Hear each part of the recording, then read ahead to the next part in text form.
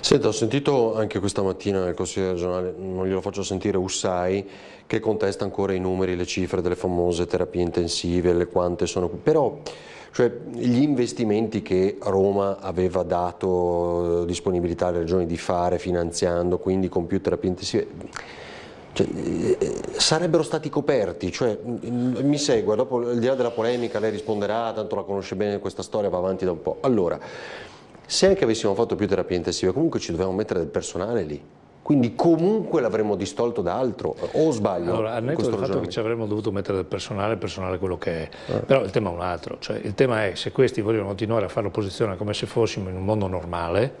Allora la prima domanda è, ma le persone che hanno avuto bisogno delle terapie intensive e delle cure in questa regione le hanno avute o no? Sì. Allora mi pare che possiamo tutti dire che lo dicono tutti.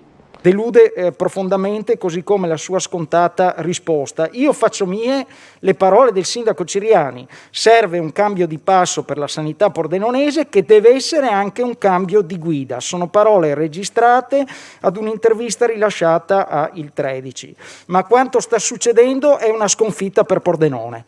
Penoso, veramente penoso, il teatrino. Grazie. 118 nelle ultime 2 giornate ha notato un importante aumento delle chiamate. Stamattina abbiamo avuto questa paura, il rischio che si formassero delle code di ambulanza in pronto soccorso era molto elevato e c'è tuttora. Che gli accessi e che i letti di terapia intensiva già prima della pandemia erano molto pochi.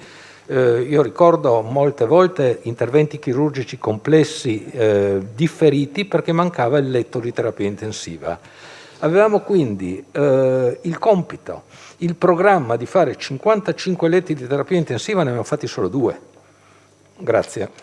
Faccio e concludo un confronto con la regione a noi confinante. Noi abbiamo realizzato in questo tempo 2 letti di terapia intensiva, il Veneto ne ha fatti 60 in più. Noi abbiamo costruito 0 letti di semi-intensiva, il Veneto ne ha fatti 167 in più. E penso che questo è tutto. Grazie.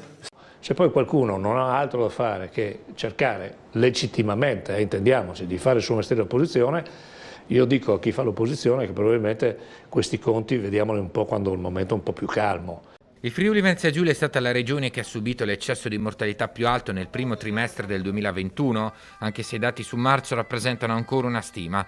L'elaborazione a cura del fisico Francesco Lucchetta prende in considerazione le ultime pubblicazioni di Istat. E le garantisco che lo stesso numero si può dire in maniera 3 volte diversa in funzione da che parte lo leggi e come la interpreti.